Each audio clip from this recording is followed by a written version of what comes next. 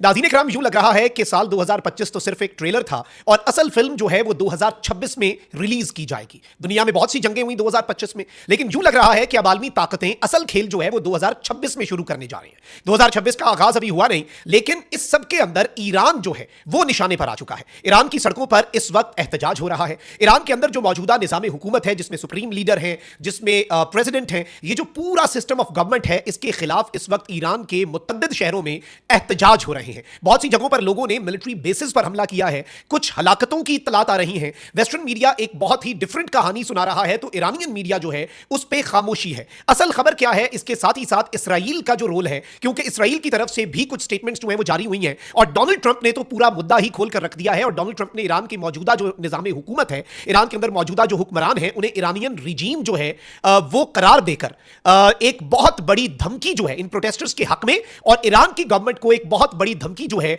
वो Donald Trump जो है उसकी तरफ से दे दी गई है। और इस सब के अंदर किस तरह से अमेरिका की ईरान में मुदाखलत, इस हवाले से कुछ बड़ी आम तरीन डिटेल्स हैं जो आपके सामने रखनी है। नाज़रीन इकराम, ईरान में एहतजाज जो है वो शुरू हुआ। पूरी दुनिया में हमने देखा कि न्यू ईयर नाइट जो है उसके ऊपर लोग निकलते हैं, लेकिन ईरान में न्यू ईयर नाइट पर बड़ी तादाद में लोगों के विजुअल्स जो है वो सोशल मीडिया पर मौसूल हुए। ईरानियन मीडिया जो है उसने इसे उस तरह से कवर नहीं किया, लेकिन इसका यह मतलब नहीं है कि कुछ हो नहीं रहा। हमने मुतअद्दिद सोर्सेज से बात की है, इसकी इंटेंसिटी और फ्रीक्वेंसी इतनी भी शदीद नहीं है जितनी वेस्टर्न मीडिया बता रहा है, लेकिन यह एहतजाज शदीद है, यानी यह पॉइंट ऑफ कंसर्न तो है, इसमें कोई दूसरी राय नहीं है। इंटरनेट ब्लॉकेज भी है, बहुत से विजुअल्स जो है वो अब सामने नहीं आ रहे। और इसराइल जो है, याद रखिएगा कि जब इनकलाबे ईरान आया तो जो ईरान का शाह था, उसका जो बेटा है अब, जो कि खुद को ईरान का रूलर कहता है, उस बेटे को बड़े अरसे से तैयार किया जा रहा है ईरान के अंदर वापस आने पर और ईरान को आकर रूल करने के हवाले से। और ईरान को मैनेज भी इसी तरीके से किया जा सकता है कि जो सुप्रीम लीडर और जो अभी वहां पर निजाम हुकूमत है वो साइड पे हो जाए। इससे पहले भी जब ईरान इसराइल जंग पिछले साल हुई और बहुत बड़ी जंग हुई, उसमें रिजीम चेंज की बात होती रही,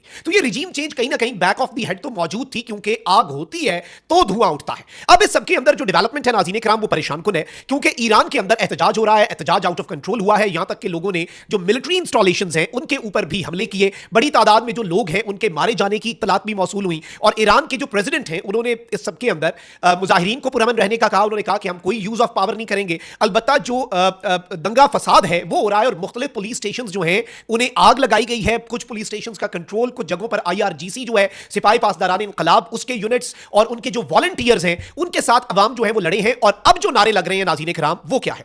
नाज़रीन इकराम, नारे ये लग रहे हैं कि एक तो जो ईरान का शाह है जिसका बेटा इस वक्त एग्जाइल में मौजूद है उसके हक में, और दूसरा ईरान की जो सुप्रीम लीडर है उनके खिलाफ तक नारे जो हैं वो लगाए जा रहे हैं। और इस वक्त जो रजा पहलवी है उसको ईरान के अंदर हाइप दी जा रही है। अच्छा, अब ये हो क्या रहा है, मैं आपको ये बता देता हूं कि इसकी हिस्ट्री क्या है बेसिक सी, और जरा न्यूट्रल एनालिसिस कर लेते हैं, क्योंकि एक तूफान मच चुका है। ईरान में हुकूमत मुखालिफ एहतजाज की एक तवील तारीख है, जहां मुख्तलिफ अदवार में मुआशी, सियासी और समाजी वजूहात की बिना पर बड़े पैमाने पर मुजाहरे जो है वो फूटते रहे हैं। इन एहतजाजी तहरीकों की तफसीलात मैं आपके सामने रख देता हूं। इससे पहले एक सब्ज इनकलाब आया था, ग्रीन मूवमेंट, 2009 में। इसकी वजह यह थी कि सदारती इंतखाबात में मुबैना धांधली और महमूद अहमदी निजात की दोबारा कामयाबी के खिलाफ लाखों लोग सड़कों पर आए थे। यह 1979 में जो इनकलाब ईरान है उसके बाद से सबसे बड़ी अवामी तहरीक थी, जिसका नारा मेरा वोट कहां है था। इस पर काबू किस तरह से हुआ नाज़रीन इकराम, इसमें यूज ऑफ फोर्स भी हुआ, बड़े तरीके से इसे मैनेज किया गया। सैकड़ों अफराद जो हैं वो गिरफ्तार भी हुए। अपोजिशन लीडर्स जो हैं, जिनमें मीर हुसैन मूसवी और जो मेहदी करूबी हैं, उन्हें नजरबंद भी किया गया। फिर एहतजाज जो दूसरा बड़ा ईरान में हुआ वो था मुआशी एहतजाज, अशियाए खुरोनोश की कीमतों में इजाफा और बेरोजगारी और करप्शन। इस हवाले से साल 2017 और 18 में एहतजाज हुआ। यह एहतजाज मशहद से शुरू हुआ और तेजी से 70 से ज्यादा शहरों में फैल गया और पहली बार बराह रास्त आला क़यादत जो है उसके खिलाफ नारे लगाए गए, यानी जो ईरान की आला क़यादत है। इंटरनेट की जुज़वी बंदिश हुई उस वक्त, और गिरफ्तारियों और मुख्तलिफ तरीकों से और लोगों को मैनेज करके और फिर ऑब्वियसली उनके कुछ मुतालबात को तस्लीम करके चीजों को कूल डाउन किया गया। फिर नाज़रीन इकराम, पेट्रोल के हवाले से नवंबर 2019 में भी बड़ा एहतजाज हुआ और पेट्रोल की कीमतों में 300% जब इजाफा हुआ 2019 में, तो हालिया तारीख का सबसे पुरतशद्दुद एहतजाज जो है वो ईरान के अंदर फूटा था। मुजाहिरीन ने बैंकों और सरकारी इमारतों तक को आग लगा दी थी। उस वक्त पूरा इंटरनेट जो है वो बंद कर दिया गया था और बड़ी तादाद में लोगों के हवाले से चीजें जो है वो रिपोर्ट हुई थी। फिर इसके साथ ही साथ औरत जिंदगी आजादी 2022-2023 में इस नारे के साथ एहतजाज हुआ था, जब 22 साल कुर्द खातून जो है उसे जो मोरालिटी पुलिस है उसकी तरफ से हिरासत में लेकर उसके हलाक होने का मामला था। तहरीक जो है ये जो वहां पर लॉज हैं उनके खिलाफ थी खवातीन की तरफ से। इसे भी वेस्टर्न मीडिया ने बहुत ज्यादा रिपोर्ट किया था। मजमूई तौर पर एहतजाज जो है वो ईरान के अंदर लगातार होते रहे हैं 2000 की ये जो शुरू हुई है ना सदी, इसके अंदर तो बहुत ज्यादा। और इस सब में अब जो एहतजाज है ये बराह रास्त ईरान के सुप्रीम लीडर के खिलाफ नारे और रजा पहलवी के हक में नारे जो है, ये एक बहुत बड़ी चीज है। इसने पूरा मंजरनामा तब्दील कर दिया है। इस सब के अंदर बीबीसी, इंटरनेशनल मीडिया सब रिपोर्ट कर रहे हैं कि कुछ लोग जो हैं वो मारे भी जा रहे हैं।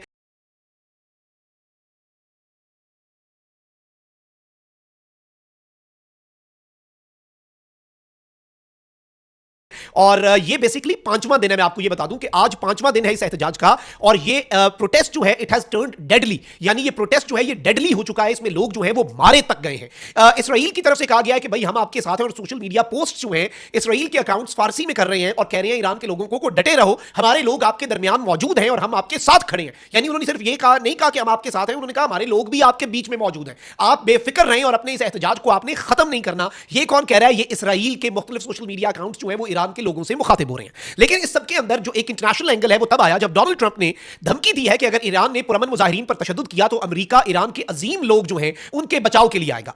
डोनाल्ड ट्रंप ने अपने जारी बयान में लिखा कि ईरान ने पुरअमन मुजाहिरीन पर तशद्दुद किया या उन्हें कत्ल किया तो अमेरिका उन्हें बचाएगा। अमेरिकी सदर ने अपने पैगाम में मजीद लिखा कि हम मुजाहिरीन को बचाने जाने के लिए मुकम्मल तौर पर तैयार हैं, यानी मुजाहिरीन को बचाने के लिए ईरान में घुसने के लिए वी आर रेडी। अमेरिकी सदर की धमकी जो है उसके ऊपर ईरानी सुप्रीम लीडर जो है उनके मुशीर ने कहा है कि ईरान के एहतजाजी मामले में अमेरिकी मुदाखलत खित्ते में अफरा तफरी फैलाने के मुतरादिफ है। अली लारेजानी है, इन्होंने कहा कि यह बात ट्रंप को मालूम होना चाहिए कि अमेरिकी मुदाखलत अफरा तफरी फैलाने के मुतरादिफ है और इस एहतजाज को हवा देने के मुतरादिफ है। इस सब के अंदर बेसिकली ये जो गुज़श्ता कई रोज से एहतजाज हो रहा है इसकी वजह क्या है ये भी सुन लें। महंगाई और करेंसी की कदर गिरने के खिलाफ ये मुजाहरे शुरू हुए थे और इस सब के अंदर गुज़श्ता रोज ईरानी सिक्योरिटी फोर्सेस से झड़पों में 6 मुजाहिरीन मारे भी गए थे। 30 मुजाहिरीन को, ये क्रेडिबल इंफॉर्मेशन है, कहीं पर आपको मिलेगा कि हजारों 100 की तादाद में, ऐसा कुछ नहीं है। जबकि दूसरी तरफ से भी बड़ा इस वक्त मैच जो है वो फंसा हुआ है और ईरान जो है उसने इस वक्त अपनी सिचुएशन जो है वो क्लियर कर दी है कि भाई हम डटे हुए हैं और हम तैयार बैठे हैं अगर वेस्टर्न इन्वॉल्वमेंट भी होती है। क्या इस वक्त ईरान के अंदर रिजीम चेंज के वाले, देखिए वैसे तो ये एक नॉर्मल प्रोटेस्ट था, बेशक डेडली हुआ, बहुत से मुल्कों के अंदर होता है, लेकिन डोनाल्ड ट्रंप की तरफ से इस तरह की स्टेटमेंट का आना आई थिंक ये इस पूरे सिनेरियो को तब्दील कर देता है। डोनाल्ड ट्रंप की तरफ से इस स्टेटमेंट का आना मंजरनामे को तब्दील कर देता है और बहुत सी चीजें जो है वो इस वक्त एक डिफरेंट एंगल पे जा चुकी हैं और इस सब के अंदर फॉरेन इन्वॉल्वमेंट जो है उसके एंगल को अब आप इग्नोर नहीं कर सकते। हम इसमें मजीद भी कवरेज करेंगे, अभी तक हमने बात नहीं की थी तो मैंने एक राउंड अप आपको दिया, इस हवाले से हमने पूरी रिसर्च की है, पूरी कवरेज करेंगे, हमारे साथ जुड़े रहिएगा। कमेंट सेक्शन में ज्यादा से ज्यादा अपने कमेंट्स करने, अपनी राय का इजहार करना है, चैनल को सब्सक्राइब कर लें, वीडियो को लाइक करना मत भूलें। अल्लाह निगरान, पाकिस्तान जिंदाबाद।